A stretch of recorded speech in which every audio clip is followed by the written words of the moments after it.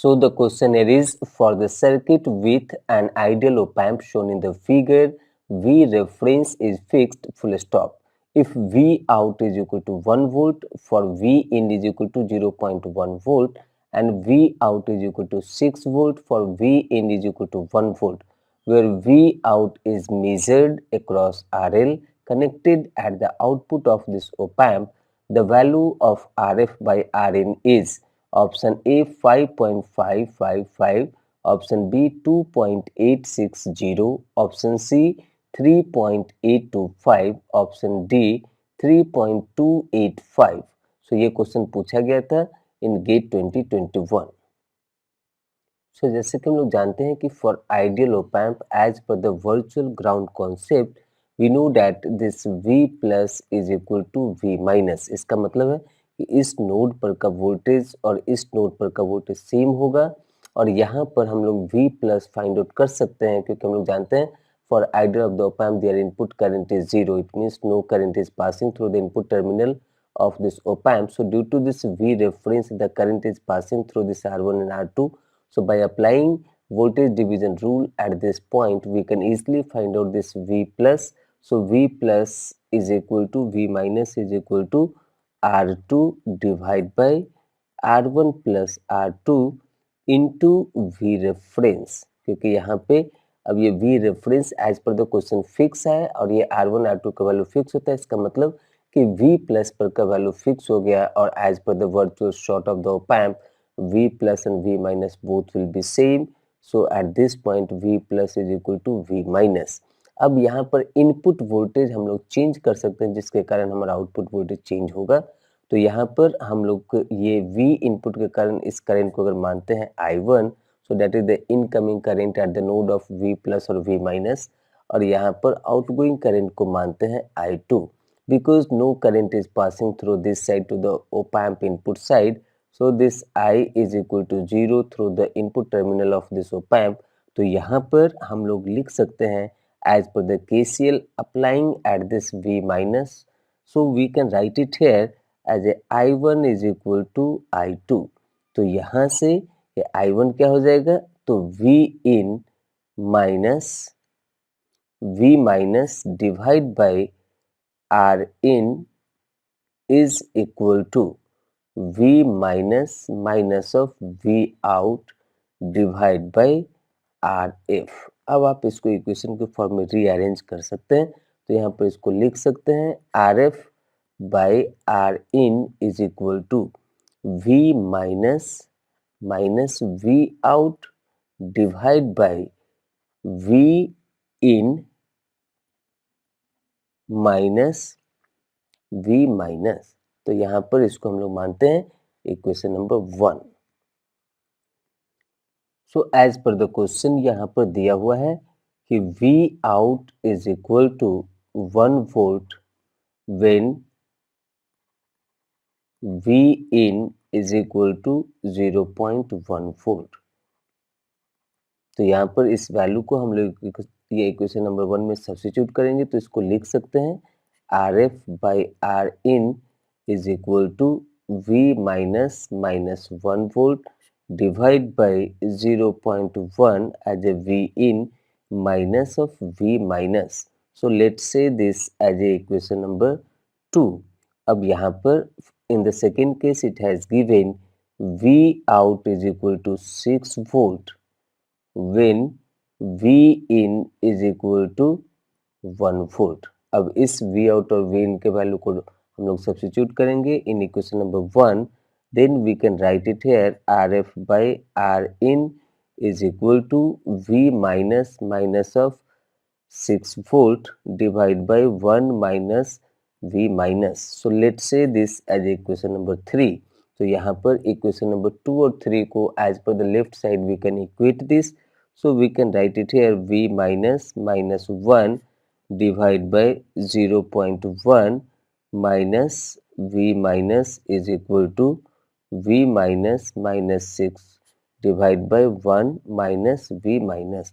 तो यहाँ पर जब हम लोग इसको कैलकुलेट करेंगे तो इसको इस इक्वेशन से हमको मिलेगा this V minus as per the virtual short it is same to V plus, So this is equal to minus 0.097 volt. तो यहाँ से हमको V माइनस और V प्लस का वैल्यू मिल गया। अब इसको हम लोग इक्वेशन 3 में सब्स्टिट्यूट करें या फिर इक्वेशन 2 में सब्स्टिट्यूट करें तो हमको रेशियो मिल जाएगा RF by R in। So this ratio as a RF by R in, यहाँ पर ये हो जाएगा माइनस 0.097 माइनस 6, क्योंकि हम लोग इक्वेशन नंबर 3 में हम यहाँ पे सब्स्टिट्यूट कर रहे हैं 1 माइनस ऑफ माइनस 0.097। तो यहाँ पर जब आप इसको कैलकुलेट करेंगे तो मिलेगा minus 5.55। So this ratio is coming here minus 5.55। हमें इसका सिर्फ मैग्नीट्यूड लेना है एज पर द ऑप्शन। तो यहाँ पर इसको लिख सकते हैं RF by R in is equal to their magnitude will become here only 5.55. So this value is matching with option। So यहाँ पर अगर आप ऑप्शन में देखेंगे तो this is matching with option A as a 5.555। So यहाँ पर option A is the right answer for this question and by this way this is the end of the explanation for this question. So the question here is a circuit with an ideal op amp is shown in the figure full stop. A pulse V in of 20 millisecond duration is applied to the input full stop. The capacitors are initially uncharged full stop. And this is the circuit given here. The output voltage V out of this circuit at t is equal to 0 plus and answer should be in integer is fill in the blanks volt full stop। और ये question पूछा गया था इन gate 2021। तो जैसे कि question में mention है कि कैपेसिटर्स आर इनिशियली अनचार्ज्ड, इसका मतलब क्या है कि कैपेसिटर का initial voltage will be zero and that will be behave here as a shorted because we know that for the capacitor Q is equal to CV।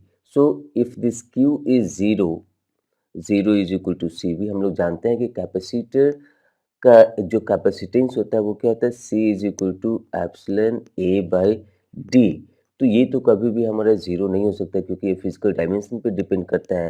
इसका मतलब क्या है कि अगर Q जीरो है so this indicates that V will be zero. इसका मतलब है कि for both the capacitor VC1 is equal to VC2 is equal to 0 volt and capacitor initially at t is equal to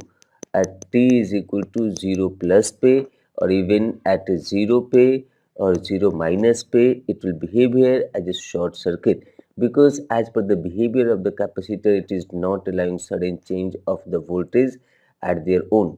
तो यहाँ पर ये जो कैपेसिटर का वैल्यू है वो हमारा 0 वोल्ट मिल गया, शॉर्ट सर्किट मिल गया।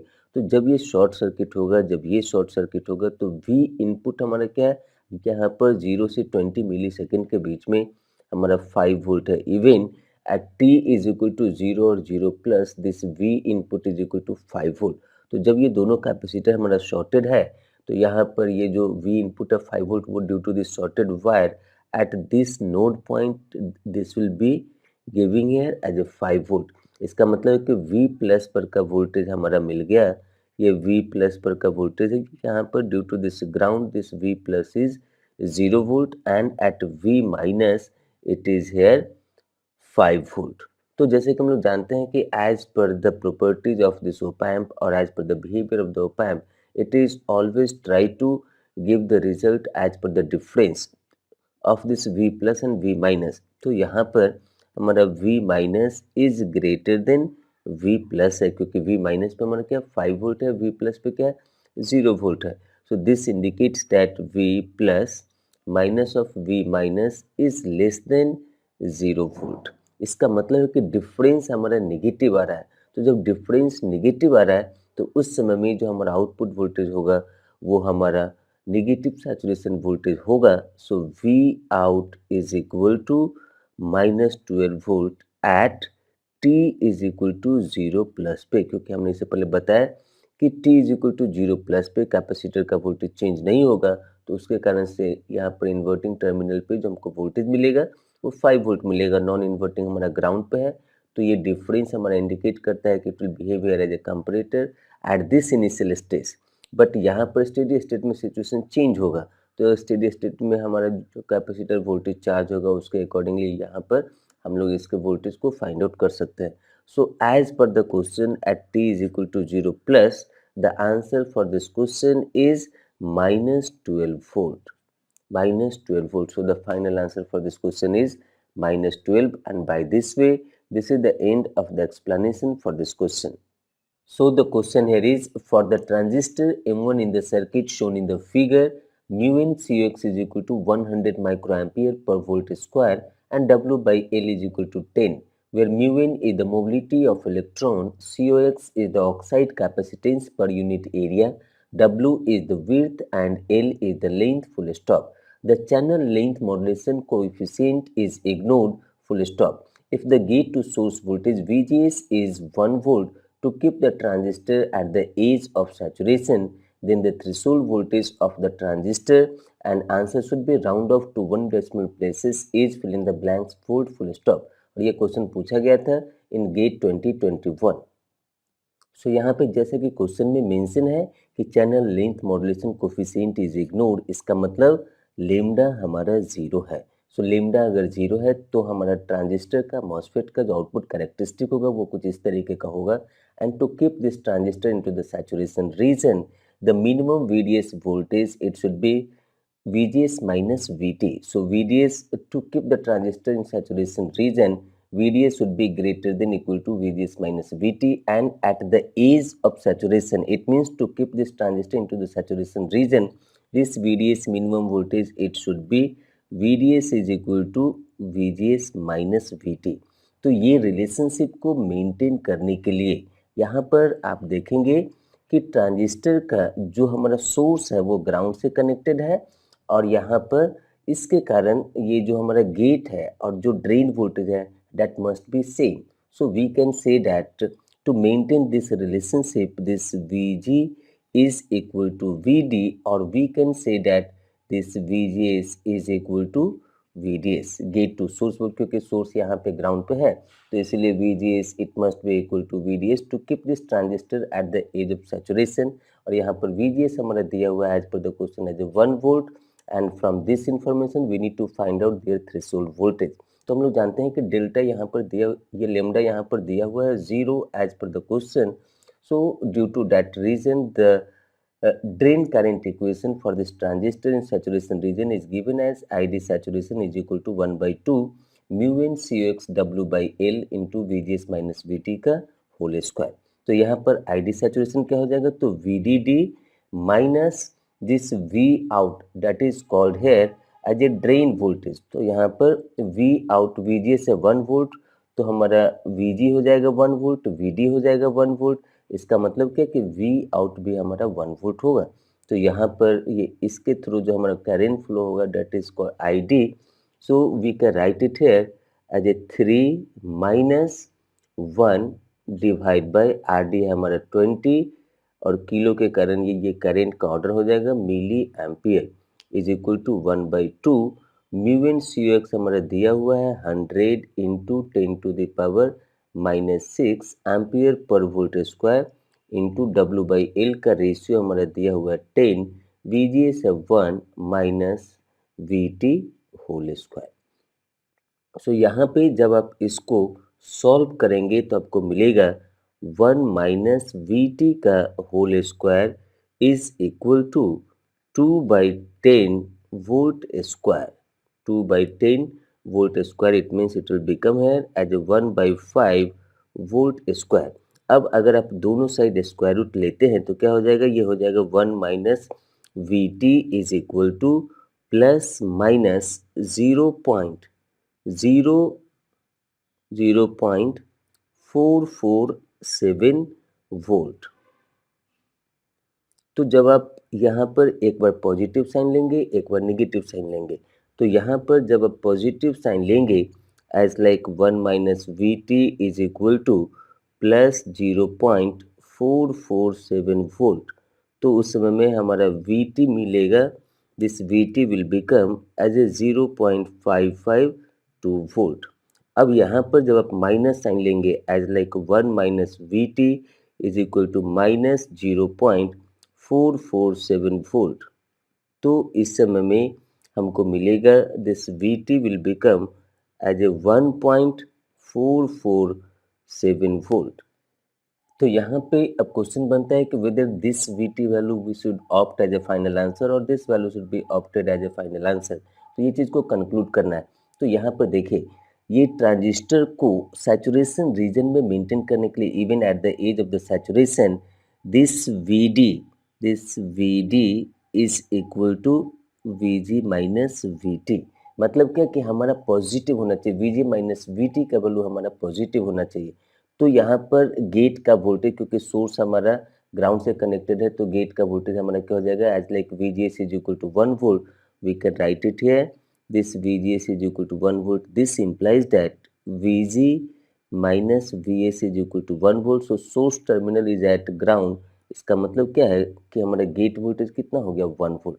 तो यहाँ पर गेट का वोल्टेज तो फिक्स है एज ए 1 वोल्ट, और यहाँ पर वी टी हमको सब्स्टिट्यूट करना है, तो क्या हो जाएगा, अगर हम लोग फर्स्ट वैल्यू को कंसीडर करते हैं, सो 1 माइनस वी टी अगर हम लोग 0.552 लेते हैं, सो 0.552 वोल्ट, तो उस समय में जो हमको यहाँ पर ड्रेन वोल्टेज मिलेगा, so that drain voltage will be, so V D का वैल्यू हमको मिलेगा यहाँ पर 0.448 वोल्ट। इसका मतलब क्या है कि this V D is equal to V G as per this equation what I told that it should be shorted that drain and gate. तो यहाँ पर वी डी मिला 0.448 वोल्ट। इसका मतलब है कि हमारा फर्स्ट क्वाड्रेंट में लाई कर रहा है। अब देखिए, अगर आप वी टी के वैल्यू को लेते हैं 1.447, तो यहाँ पर जब आप वी डी कैलकुलेट करेंगे 1.44, ये वी जी का वैल्यू हमारा 1 वोल्ट, सो 1 माइनस 1.447, इसका मतलब क्या है कि वी डी का वैल्यू आएगा negative.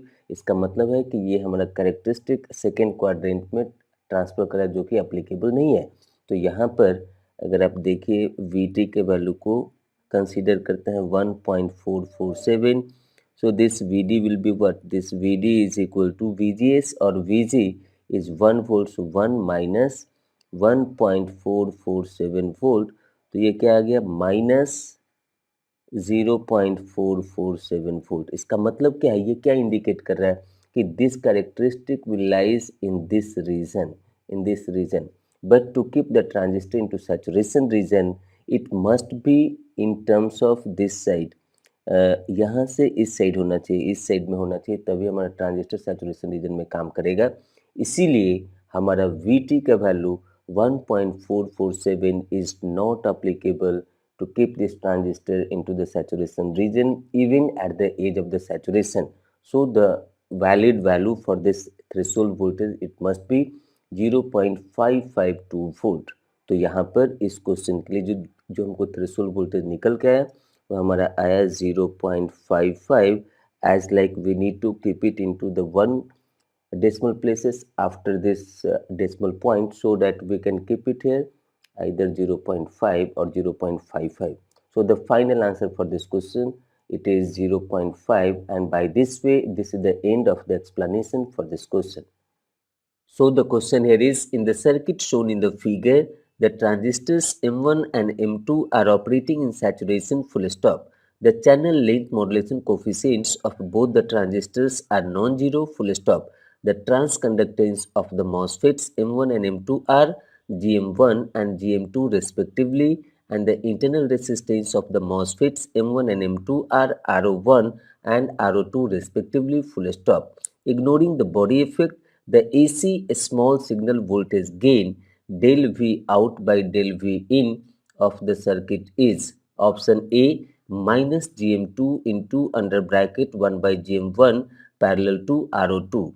Option B minus GM2 into under bracket RO1 parallel to RO2. Option C minus GM2 into under bracket 1 by GM1 parallel to RO1 parallel to RO2. Option D minus GM1 into under bracket 1 by GM2 parallel to RO1 parallel to RO2, और ये question पूछा गया था इन gate 2021। सो यहाँ पर question में mention है कि channel length modulation coefficient of both the transistors are non zero. इसका मतलब क्या होता है कि channel length modulation parameter delta is not equal to zero.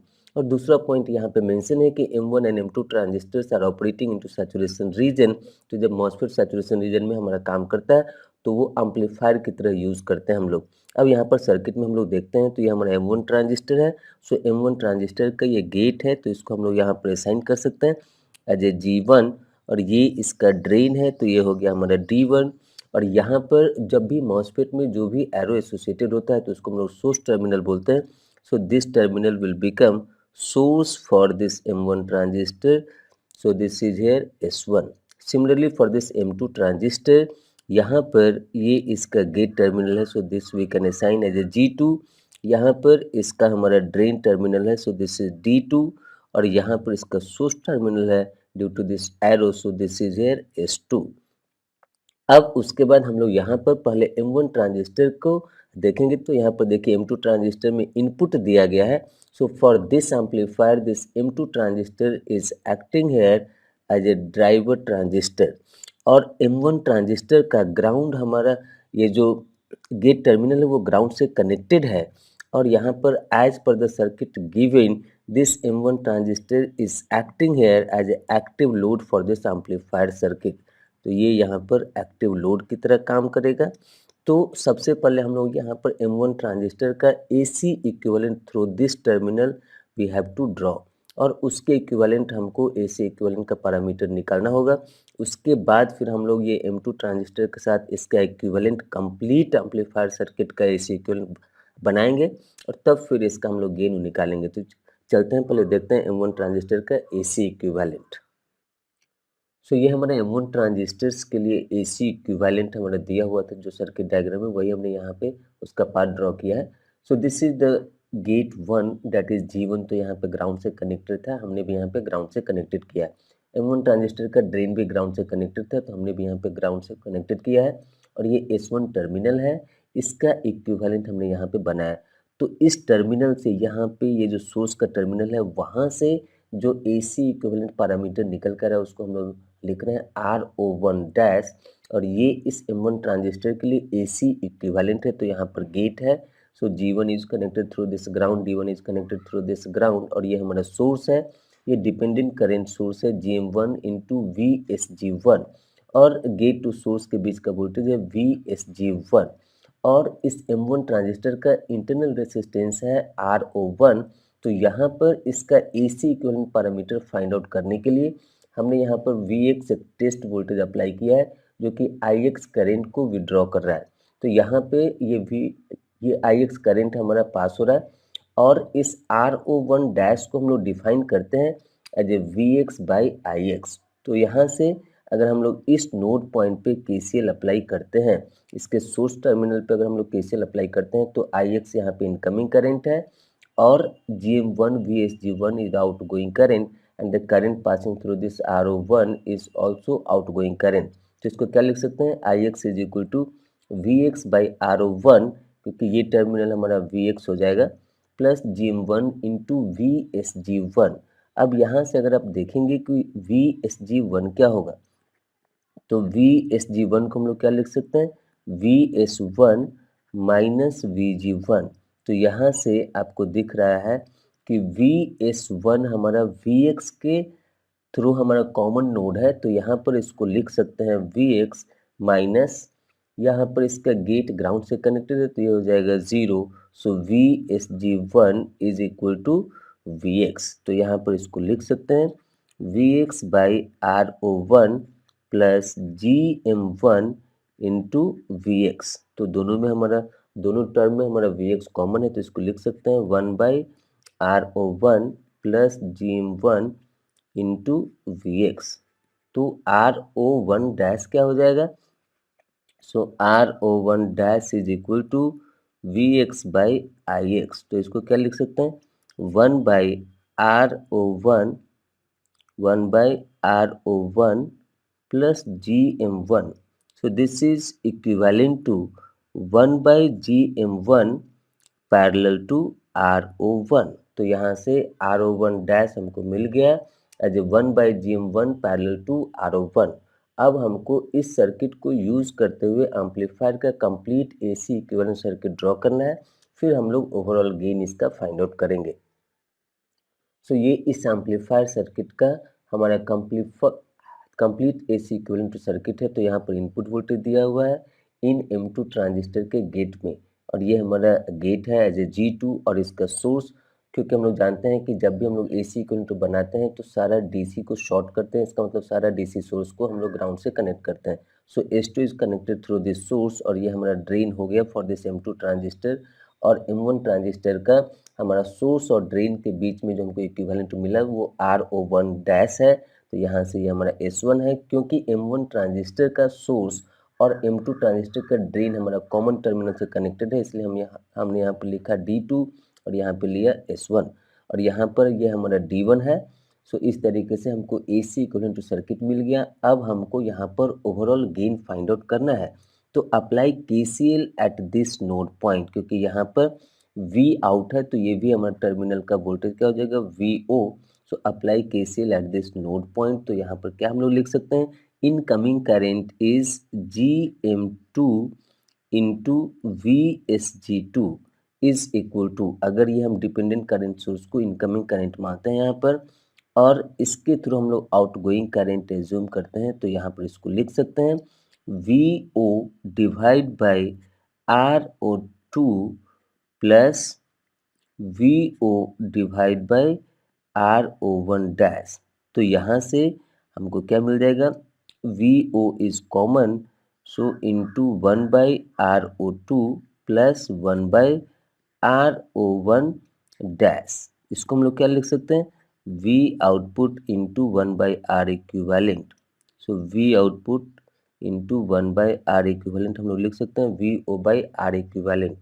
अब यहाँ से हमको VSG2 फाइंड आउट करना है, तो अगर आप देखेंगे VSG2 क्या होगा, सो यहाँ से इसको लिख सकते हैं VS2 माइनस VG2।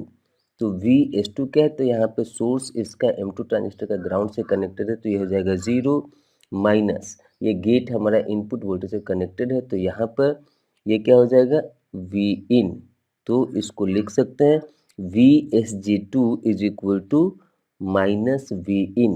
अगर हम लोग इसको मानते हैं इक्वेशन नंबर 1, सो ये है हमारा GM2 VSG2, तो यहाँ पर VSG2 के जगह पे हम लोग माइनस Vin सब्स्टिट्यूट कर सकते हैं, तो इसको लिख सकते हैं GM2 into minus Vin is equal to V output by R equivalent.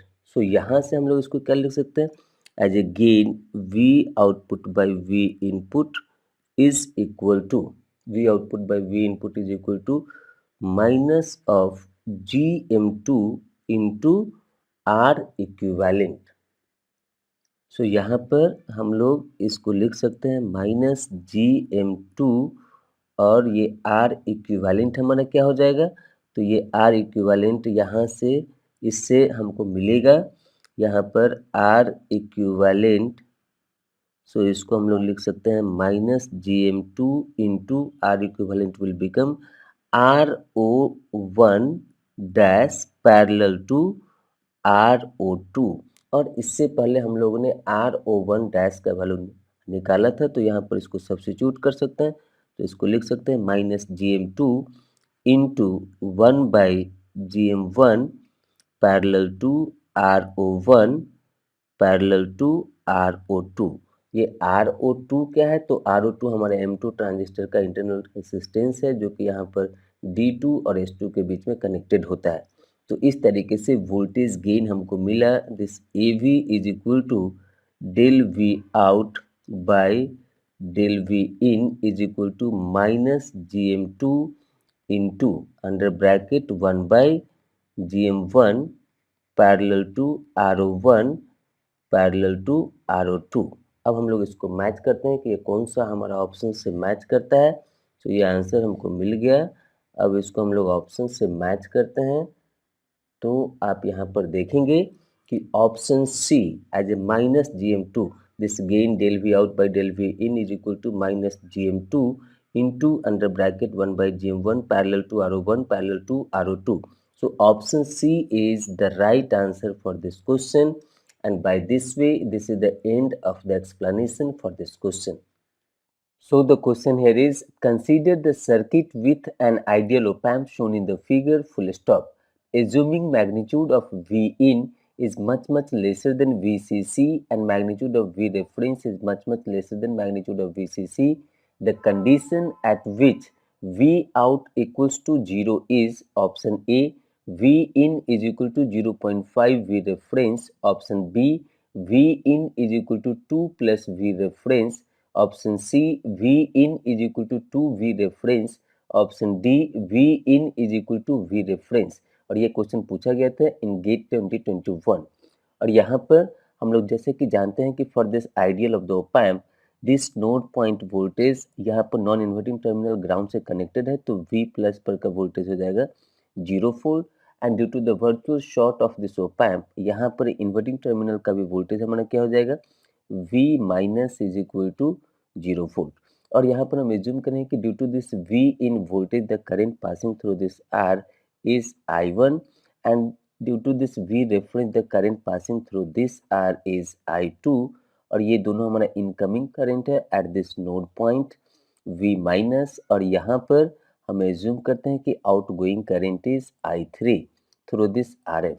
तो यहाँ पर इस इन्वर्टिंग टर्मिनल पे V माइनस पे हम लोग KCL अप्लाई करते हैं। तो applying KCL at node point V minus we can write it here as a I1 plus I2 is equal to I3। और ये I1 क्या हो जाएगा, तो I1 हो जाएगा हमारा V in minus 0 divide by R plus minus of V reference. यहाँ पर ये माइनस है इस पॉइंट पे, तो इसीलिए हम लोग यहाँ पर लिखेंगे minus V reference minus 0 due to this virtual short as a V minus, तो यहाँ पर भी हमारा 0 वोल्ट होगा। So V reference minus 0 divide by R is equal to 0 minus, यहाँ पर ये है 0, so 0 minus V out divide by RF। अब यहाँ पर दिया हुआ कि as per the question V out equals to 0 for what condition of this V in and V reference. तो यहाँ पर जब V आउट पर इसको अगर हम लोग एज्यूम करते हैं इक्वेशन नंबर 1, तो यहाँ पर V आउट में हम लोग 0 सब्स्टिट्यूट करेंगे तो क्या मिलेगा V in by R minus V reference by R is equal to 0 minus V out is 0, so 0 by RF it will become here as a 0। तो यहाँ पर हम लोग इसको इक्वेट करते हैं, so this equation can be rewrite V in by R is equal to V reference by R, so this R and R gets cancelled and ultimately we got it here V in is equal to V reference, so we got it here V in is equal to V reference। So to make this V output equal to 0, the condition is coming here as a V input। V input मतलब क्या कि input voltage is equal to reference voltage and that is matching with option D। So option D is the right answer for this question, and by this way this is the end of the explanation for this question। So the question here is an asymmetrical periodic pulse train V in of 10 volt amplitude with on time T on is equal to 1 millisecond and off time as a T off is equal to 1 microsecond is applied to the circuit shown in the figure full stop। The diode D1 is ideal full stop। The difference between the maximum voltage and minimum voltage of the output waveform as a VO in integer is fill in the blanks volt full stop। और ये question पूछा गया था इन gate 2021। So ये question basically based है on the negative clamper. तो यहाँ पर हमारा दिया हुआ है इसका on time as a 1 millisecond and off time as a 1 microsecond. तो यहाँ पर इसका ऑन टाइम है 1 मिलीसेकेंड और ऑफ टाइम है हमारा 1 माइक्रोसेकेंड, और यहाँ पर दिया हुआ है इसका magnitude is 10 volt. So higher magnitude is on time duration magnitude is 10 volt और ये हमारा 0 volt during this off time. तो यहाँ पर टोटल टाइम ड्यूरेशन क्या हो जाएगा, so total time duration T is equal to T on plus T off. So in terms of millisecond इसको हम लोग लिख सकते हैं 1.001 मिली सेकेंड। और यहाँ पर इस क्लैम्पर सर्किट में RRC का जो वैल्यू दिया हुआ है, so this is here this is not 50, this is 500 kilo ohm. तो यहाँ पर 500 किलो ओम है और ये हमारा 20 नैनो फैराड। तो क्या हो जाएगा, यहाँ पर हमको जो मिलेगा R C, that is time constant. So tau is equal to R C. So R का वैल्यू है हमारा 500 किलो ओम। सो यहाँ पर ये 500 किलो ओम है इन एक्चुअल एग्जाम क्वेश्चन पेपर। तो यहाँ पर इसको लिख सकते हैं 500 इंटू 10⁻³ और यहाँ पर कैपेसिटर का वैल्यू दिया हुआ है 20 nano farad. So this is 20 into 10⁻⁹। तो यहाँ पर क्या हो जाएगा इसका वैल्यू, इसका वैल्यू हो जाएगा हमारा 10 millisecond. So if you'll observe that tau is much greater than t, इससे क्या फायदा होगा, तो यहाँ पर कैपेसिटर का डिस्चार्जिंग बहुत कम होगा क्योंकि यहाँ पर time constant is much greater then the time period of this input signal. तो यहाँ पर हमको ये क्लैम्पर सर्किट का जो आउटपुट मिलेगा वो बहुत ही प्रॉपर मिलेगा। अब हम लोग इसका डिटेल देखते हैं आगे कैसे कैसे क्या क्या काम करता है। तो इस रीजन में टी ऑन के रीजन में हमारा D1 डायोड फॉरवर्ड बायस होगा और इनिशियली कैपेसिटर डिस्चार्ज रहता है या अनचार्ज रहता है, तो उसके हिसाब से ये हमारा शॉर्ट सर्किट उस समय रहेगा। और जिस समय में डायोड हमारा कंडक्टिंग स्टेट में होगा तो उस समय में डायोड भी हमारा शॉर्ट सर्किट होगा, क्योंकि यहाँ क्वेश्चन में मेंशन है डायोड D1 इज आइडियल। तो उस ड्यूरेशन के लिए V आउटपुट हमको क्या मिल जाएगा, 0 वोल्ट मिलेगा और कैपेसिटर चार्ज होना शुरू हो जाएगा। एक बार जब कैपेसिटर फुल्ली चार्ज हो जाएगा, so due to this condition tau is much greater than T, capacitor will not get to discharge. और तब उसके बाद ये जो D1 डायोड है वो हमारा नॉट कंडक्टिंग स्टेट में होगा। तो यहाँ पर हम लोग दोनों केस में जब डायोड ऑन है तब एक सर्किट बनाएंगे, जब डायोड ऑफ होगा तब एक सर्किट बनाएंगे और फिर हम लोग यहाँ पर मैक्सिमम मिनिमम वोल्टेज का डिफरेंस फाइंड आउट करेंगे। तो ये हमारा सर्किट है equivalent during this T on duration. तो यहाँ पर जब भी हम लोग देखते हैं कि यहाँ पे ये डायोड हमारा शॉर्ट सर्किट होगा जब कंडक्टिंग स्टेट में होगा ड्यूरिंग दिस टी ऑन, और उस समय में करंट का डायरेक्शन कुछ ऐसा होगा through this V in, from this V in through this V C. तो इसीलिए जो कैपेसिटर है इसका पोलरिटी इधर होगा प्लस, इधर होगा माइनस, और इसके वोल्टेज को असाइन करते हैं वी सी। और डायोड हमारा आइडियल है, so due to that during the conducting state that will be treated here as a short circuit। तो यहाँ पर इसको क्या लिख सकते हैं, by using that KVL we can write it here plus V in, यहाँ पर यह plus minus, so plus V in minus VC। अगर इनपुट वोल्टेज का दूसरा टर्मिनल तो कैपेसिटर वोल्टेज का भी दूसरा टर्मिनल हम लोग लेंगे जो कि माइनस VC होगा। So plus V in minus VC is equal to output voltage हमारा जिस समय में डायोड कंडक्टिंग स्टेट में होगा, so due to this short circuit it will be 0 volt. तो यहाँ से हमको क्या मिल जाएगा, VC is equal to V in, और इनपुट वोल्टेज क्या है हमारा, इसका पीक है, इसका एम्पलीट्यूड है plus 10 volt. So we will get it here VC is equal to V in is equal to 10 volt. अब कैपेसिटर एक बार जब फुल्ली चार्ज हो गया, so that already we had seen tau is much greater than T, तो ideally this capacitor will not get discharge, और जब ये डिस्चार्ज नहीं होगा तो उस समय में डायोड हमारा ओपन सर्किट की तरफ बिहेव करेगा। तो यहाँ से VC is equal to V in is equal to plus 10 volt आ गया, और इस ड्यूरेशन में जो हमको आउटपुट वोल्टेज मिलेगा V output is equal to 0 volt. So V output is equal to 0 volt during this on time.